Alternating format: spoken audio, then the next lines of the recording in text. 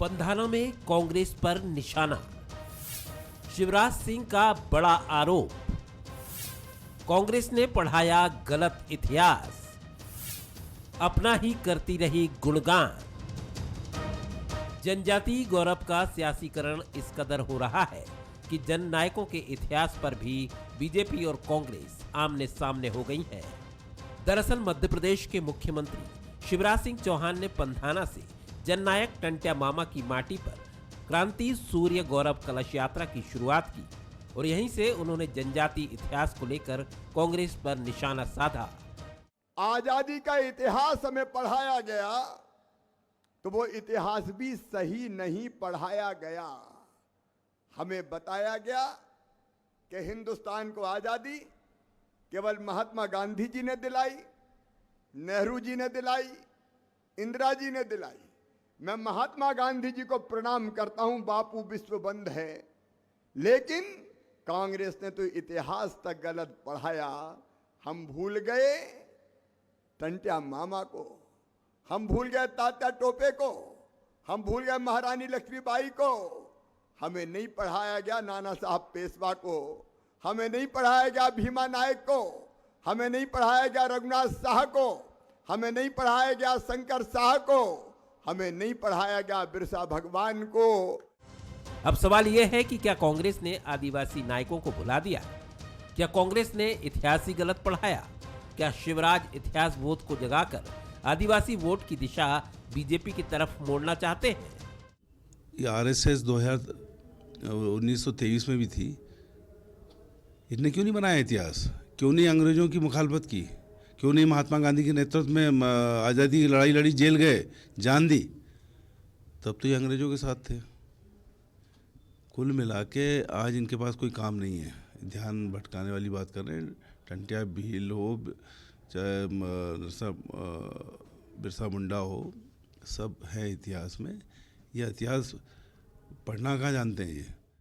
राजनीतिक विश्लेषकों की माने तो मध्य प्रदेश में आदिवासी गौरव गाथा के जरिए बीजेपी कांग्रेस के गढ़ को उखाड़ फेंकना चाहती है। शिवराज का एक के बाद एक ऐलान इसी का हिस्सा है। चाहे गोंड रानी कमलापति के नाम पर स्टेशन का नाम हो या आदिवासियों को सूदखोरों के चंगुल से बाहर निकालने के लिए कानून में संशोधन हो या फिर शहीद टंट्या मामा के नाम पर पाताल पानी का नाम हो, सब आदिवासी सियासत को ध्यान में रखकर ही किया गया है। अब जनजातीय इतिहास पढ़ाने का ऐलान करके भी बड़े पैमाने पर जननायकों से आदिवासी भावना को जोड़ने का काम किया जा रहा है। देखना होगा कि बीजेपी की इस रणनीति का कांग्रेस कैसे मुकाबला करती है, क्योंकि जंग जुबानी नहीं बल्कि तूफानी हो गई है।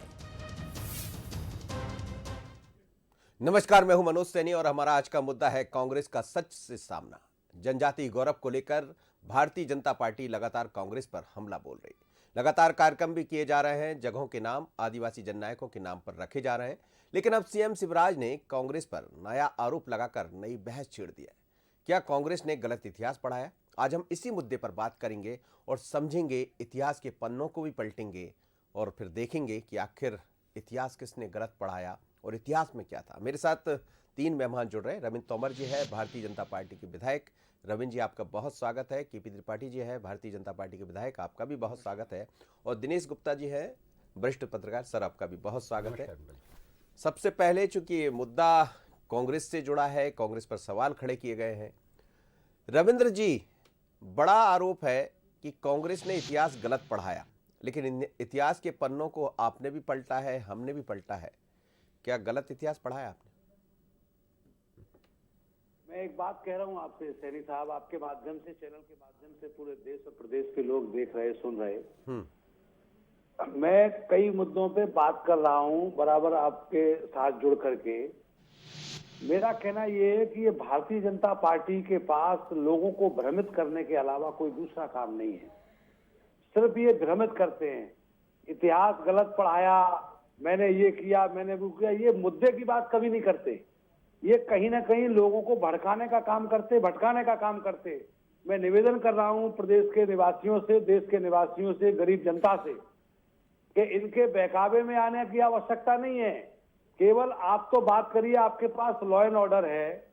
आप न तो महंगाई के मुद्दे पे कभी चर्चा करना चाहते, ना किसानों पे कोई चर्चा करना चाहते, ना गरीबों की चर्चा करना चाहते, छोटे व्यापारी खत्म। कितनी स्थिति खराब है देश और प्रदेश की, और ये कह रहे हैं कि इतिहास गलत पढ़ाया गया। मैं कह रहा हूं कि आजादी के आंदोलन में कांग्रेस पार्टी के झंडे को लेकर के 7.5 लाख से भी ज्यादा नौजवानों ने जब प्राण दे दिए, तब भारत में आजाद हुई है। और तब ये भारतीय जनता पार्टी के लोग कहां थे, और अब ये इतिहास की बात कर रहे हैं। और अब जो कांग्रेस पार्टी ने जो परिसंपत्तियां जो उनके समय में थी, वो परिसंपत्तियां बेच करके पूरे देश का प्राइवेटाइजेशन कर रहे हैं। इससे क्या होने वाला? अगर हम आपने अपने बच्चों के लिए सरकार तैयार करवा, भारतीय जनता पार्टी यही कर रही है जो आप कह रहे हैं। मेरा निवेदन ये है सैनी साहब जी कि ये जो मुद्दों की बात कर रहे हैं कि हमने कांग्रेस ने गलत इतिहास पढ़ाया है, तो गलत इतिहास पढ़ाया है। मैं ये पूछना चाहता हूं कि पंडित दीनदयाल उपाध्याय और श्यामाचरण मुखर्जी का जो अंत्योदय का नारा था, क्या आज भारतीय जनता पार्टी उसको पूरा कर रही है? रहा सवाल इसका। यही कांग्रेस पार्टी है, इसने दलितों को, मजदूरों को, पिछड़ों को, सारे लोगों को आगे लाने का काम किया। और आरक्षण भी अगर देश में गरीबों को दिया है, तो इस कांग्रेस पार्टी के साथ बैठ करके आदरणीय बाबा साहब भीमराव अंबेडकर साहब ने उसकी व्यवस्था की, और आज गरीबों को मौका मिला। चलिए मैं जवाब लेता हूँ जी। केपी त्रिपाठी, क्या जनजाति पर नजर है, इतिहास पर नजर है, और क्या इतिहास के बदलने से, इतिहास के पलटने से जनजाति का रास्ता आसान हो जाएगा? जहां तक भारतीय जनता पार्टी का सवाल है, देखिए, हम भारत के आत्मगौरव, भारत की चेतना को विश्व स्तर पर कैसे स्थान मिले, इस पर भारतीय जनता पार्टी की प्रतिबद्धता है। जहां तक कांग्रेस पार्टी के इतिहास को गलत तरीके से पढ़ाने का सवाल है, बाबा साहब अंबेडकर का रवींद्र जी ने नाम लिया, उनके साथ क्या हश्र किया है कांग्रेस पार्टी ने, ये पूरा देश जानता है। सरदार पटेल जी को यथोचित उनके मरणोपरांत जो सम्मान देश के अंदर मिलना चाहिए था, वो सम्मान उनको नहीं दिया गया। सुभाष चंद्र बोस जी को आज़ादी की लड़ाई में इन्होंने ही कहा कि 7.5 लाख युवा थे। भगत सिंह, राम प्रसाद बिस्मिल, ऐसे लोगों के लिए क्या किया कांग्रेस पार्टी ने पिछले 50-60 सालों में? क्या उनके गौरव को जिस तरह से हमारे देश के नौजवानों को पढ़ाया जाना चाहिए, जिनका नाम ले रहा है कि हमने नहीं पढ़ा उनका इतिहास, हमने तो पढ़ा है, इतिहास पढ़ा, लेकिन जिस तरह से आत्मगौरव को बार बार आपको एक राष्ट्र चेतना को एकत्रित करने के लिए जिन महानायकों को आपको बार बार लोगों के बीच ले जाना चाहिए, उस तरह से कांग्रेस पार्टी ने आत्म प्रशंसा के अलावा उन सबको, इन्होंने तो भगवान राम को नहीं छोड़ा। यदि तुलसीदास जी रामचरितमानस नहीं लिखते और अयोध्या में इतने दिनों तक मंदिर नहीं बन पाया, तो इन्होंने भगवान राम तक को नहीं छोड़ने का काम किया। इसीलिए बार बार, एक मिनट रविंद्र जी, बात आप सुन लीजिए। रविंद्र जी, मौका दूंगा आपको, मौका दूंगा जी, मौका आएगा तब बात करिए जी। सुन लीजिए, मैं भगवान राम से लेकर और वर्तमान तक जो टंट्या भील, बिरसा मुंडा, शंकर साहब, रघुनाथ साहब, बाबा साहब अंबेडकर, ऐसे सभी लोगों को, शिवाजी, हमारे छत्रपति शिवाजी, बाजीराव पेशवा प्रथम, जितने हमारे महानायक हुए हमारे इतिहास में, पूरा इतने सालों तक क्रेडिट लेते रहे कि फला काम यूरोप ने किया, फला काम अमेरिका ने किया, जबकि सारी चीजें जो मूल संस्कृति है हमारे भारत से पूरी दुनिया में 2018 के बाद ही समझ आ रही है। नहीं, ये तो हमारे, जब हमको मौका मिला है, हम जब जनता हमारे साथ खड़ी हुई, हम लगातार इस पर, हमारी विचारधारा काम कर रही थी, हमारे पास पूरा इसका एक खांचा तैयार था, और हमको मौके मिलते जा रहे हैं। जनता हमारे साथ खड़ी है, भारत की चेतना हमारे साथ खड़ी है, भारत की जनता हमारे साथ खड़ी है, और हम भारत के गौरव को विश्व स्तर पर विश्व गुरु के रूप में स्थापित करने के लिए प्रतिबद्ध हैं। वो मध्य प्रदेश से लेकर और भारत को हम विश्व गुरु के स्थान पर ले जाने के लिए भारतीय जनता पार्टी और देश का एक एक व्यक्ति लगा हुआ है। और कांग्रेस को ये अच्छा नहीं लग रहा, क्योंकि उनकी आत्म प्रशंसा की आदत है। उनको कांग्रेस के अलावा यदि किसी की बात करो तो वो, उनको लगता है कि ये ठीक है। वोट के लिए मैं जवाब लूंगा उनसे, लेकिन दिनेश गुप्ता सर मेरे साथ जुड़े। सर, जनजाति की बात हो रही है, 2018 के चुनाव पर भी हम जब देखते हैं तो फिर समझ आता है कि अब बात 23 की होने लगी है, और 23 में जनजाति से रास्ता आसान होगा, ऐसा भारतीय जनता पार्टी समझ रही। पर सवाल यह है कि इतिहास की बात होती है कि इतिहास नहीं पढ़ाया, तो क्या इतिहास में उन चीज़ों का जिक्र नहीं हो पाया जिनका जिक्र आज भारतीय जनता पार्टी कर रही है? मनोज जी, इतिहास नहीं पढ़ाया, इतिहास किसने लिखा है ना, दोनों एक अलग अलग विषय हैं। इतिहास जो है, जिनको लिखना चाहिए, आप कहेंगे वामपंथियों का इतिहास पढ़ाया, तो अपना एक इतिहास जो हिंदुत्व की विचारधारा या संघ से जुड़े, उनका भी एक, उन्होंने भी अपना एक इतिहास लिखा है। आप ये देखिए कि 2003 से जैसे मध्य प्रदेश में सरकार है भारतीय जनता पार्टी की, तो कई पाठ्यक्रम में आ जाना चाहिए थे ये सारी चीज़ें, जिसका जिक्र आज हम 2021 में ये कह रहे हैं कि एक इतिहास नहीं पढ़ाएगा। ये कोई नए नाम नहीं है जिन पर हम चर्चा सुन रहे हैं ना, ये सारे नाम इतिहास के ही हैं। अब आप जो है, हमेशा जो इतिहास की बात होती ना, या आज़ादी की लड़ाई की बात होती, तो नेहरू और गांधी की बात होती है कि नेहरू और गांधी का ही नाम अकेला क्यों है। गांधी जी को तो सब जानते हैं कि जिस तरह से उनकी हत्या हुई, तो निश्चित तौर पर वो उनकी हत्या से हमेशा के लिए जीवित हो गए।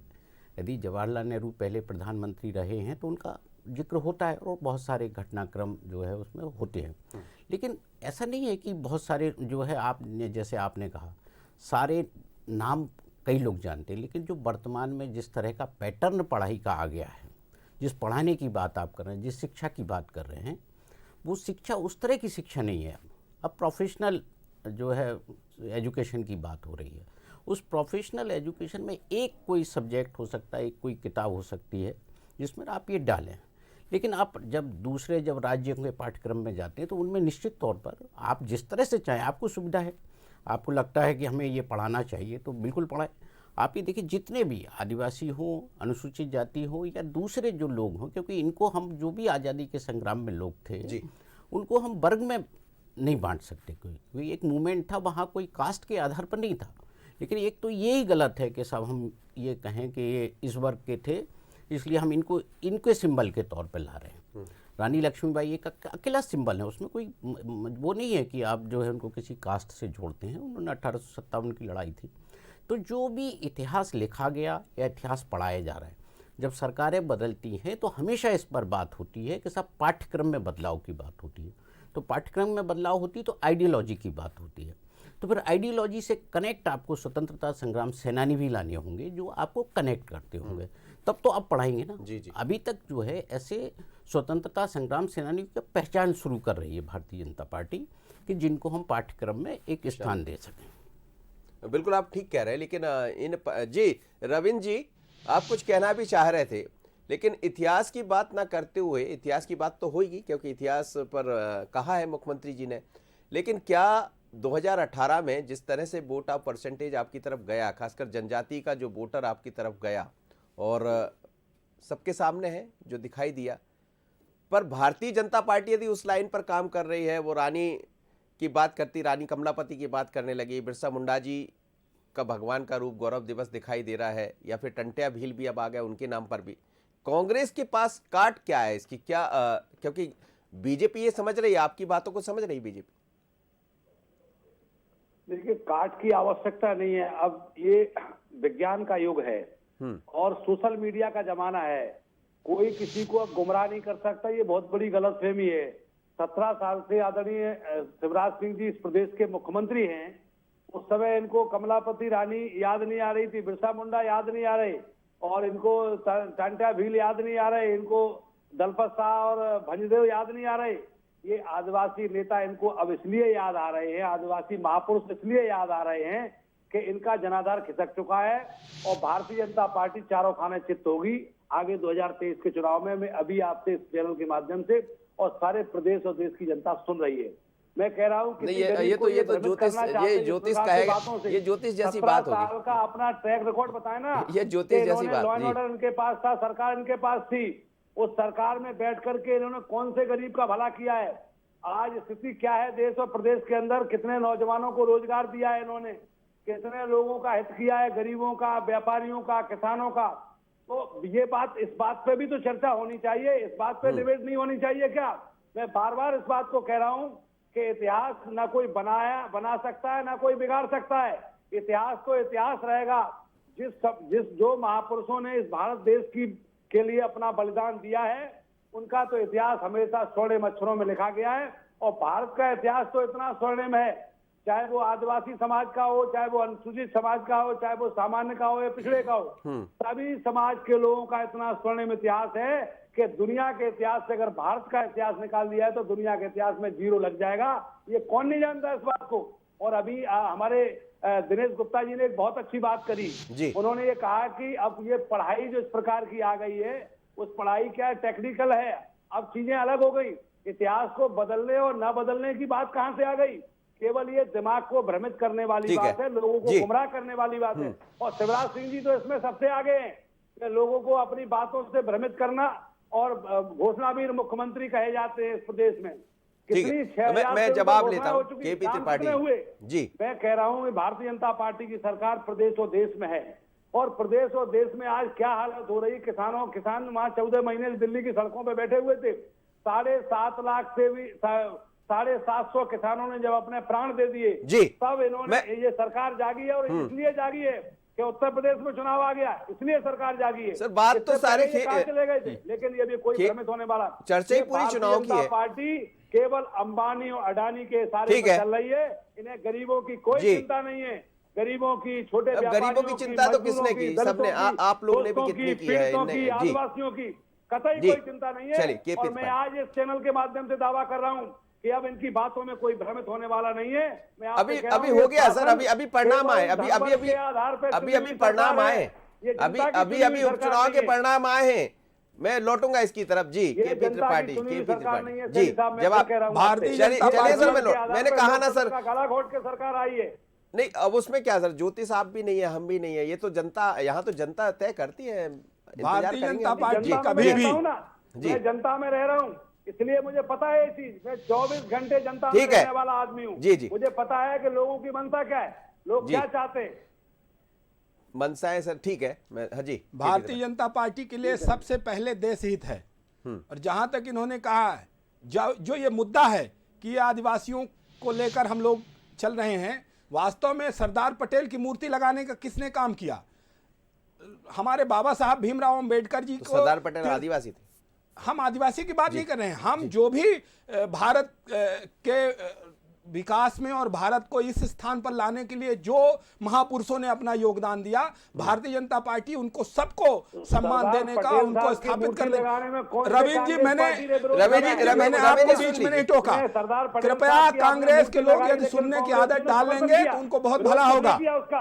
आपने अच्छा काम किया, लेकिन आप नौजवानों हमने बाबा भीमराव अंबेडकर जी की लॉ एंड ऑर्डर की बात, जन्मस्थली महू को तीर्थ स्थल घोषित करने का काम किया। इनको रविंद्र जी सुन लीजिए, आप अपनी बात की राजनीति नहीं किया। चलिए, आप अपनी बात करिए। जी रविंद्र जी, उसी तारतम्य में जो भी लीजिए, रवि जी सुन लीजिए, मैं आपसे जवाब लूंगा। इस देश में खाने को अनाज नहीं था। सर सुन लीजिए, रविंद्र जी, आपको मैंने पर्याप्त मौका दिया, सुन लीजिए। जी कहिए। तो हमारा उद्देश्य है कि भारत की स्वतंत्रता में, भारत के एक लंबे इतिहास में पिछले दिनों जितने भगवान राम से लेकर और आज तक टंटिया भील और रघुनाथ शाह, शंकर शाह, रानी कमलापति तक, बाबा भीमराव अंबेडकर, सरदार पटेल, भगत सिंह, ये सारे लोग आते हैं जिनको हम पूरा एक और कितने भी हम तार्किक हो जाएं दुनिया में, कितने भी टेक्निकल एजुकेशन हमारी हो जाए, मूल्य मुक्त हम नहीं हो सकते। हमारे वैल्यूज जो हैं वो हमेशा हमको कनेक्ट करके रखेंगे, जमीन से जोड़कर रखने की पूरी दुनिया इसको मानती है। आज बड़े बड़े लोग कहते हैं कि इमोशन कंसेंट की जरूरत है डिसीजन मेकिंग में, तो हमारे जो वैल्यूज हैं, ये हमारे वैल्यूज हैं जो हमारी ये महानायक हमारे आने वाली पीढ़ी को बताते हैं कि इस तरह से लोगों ने देश के लिए जान गंवाई, चाहे रानी लक्ष्मीबाई हो, चाहे जो भी नेता हो, सरदार पटेल जी ने रात दिन एक करके कैसे देश को एक किया, टंटिया भील जी ने क्या किया, बाबा भीमराव अंबेडकर जी ने क्या किया, भगत सिंह जी ने क्या किया। हम किसी के भी योगदान को लोग ये भी तो आपसे पूछेंगे ना, जैसा वो कह रहे हैं, रविंद्र जी कह रहे हैं, लोग आपसे यही पूछेंगे महंगाई क्यों बढ़ रही है, लोग आपसे ये भी पूछेंगे कि साहब बेरोजगारी क्यों बढ़ रही है, जैसा वो कह रहे हैं, आप पर आरोप लगा। कांग्रेस की सरकार ने 60 वर्षों तक राज्य किया, ये सवाल उनको खुद से करना चाहिए। हमारी सरकार जब से बनी है, प्रधानमंत्री आवास जैसी योजनाएं हमने चलाने का काम किया, उज्ज्वला योजना हमने चलाने का काम किया, संबल योजना चला के जिस गरीब के घर में गुड़ सूंठ पीड़ा लड्डू से लेकर उसको मृत्यु तक की अंत्येष्टि का 5,000 रुपए देने का काम हमने किया। बेटियों को लाडली लक्ष्मी योजना लखपति पैदा करने का काम हमने किया। हमने लेकिन आप तो ये बता दीजिए, हमने मध्य प्रदेश को 2003 के पहले बीमारू राज्य कहा जाता था। हमारी बात पूरी है। मध्य प्रदेश को कांग्रेस की सरकार में बीमारू राज्य कहा जाता था। उस मध्य प्रदेश को 2003 के बाद हमने विकसित राज्यों की श्रेणी में लाकर खड़ा करने का काम यदि किसी ने किया है तो भारतीय जनता पार्टी की सरकार ने किया है। कांग्रेस को अपने गिरेबान में झांकना चाहिए। हमने गरीबों के लिए काम किया, हमने नौजवानों के लिए काम किया, हमने किसानों के लिए काम किया, और इनके पास कोई नेता और मुद्दा नहीं। बात जनजाति की हो रही। हमने जनजातियों के लिए भी ये सारी योजनाएं, यदि मध्य प्रदेश की 1.5 करोड़ आबादी जनजातियों की है तो हमारे प्रधानमंत्री आवास, हमारी उज्ज्वला योजना, हमारी संबल योजना, हमारे गुड़ सोनपिया लड्डू की योजना, हमारी लाडली लक्ष्मी योजना, हमारी हितग्राही मूल्य 1 रुपए किलो गेहूं चावल, भूख के विरुद्ध युद्ध छेड़ने का हमाी सरकार ने काम किया। ये सारी योजनाएं उन सभी वर्गों के साथ साथ हमारे जनजातियों को भी लाभ दिलाने का काम करती हैं।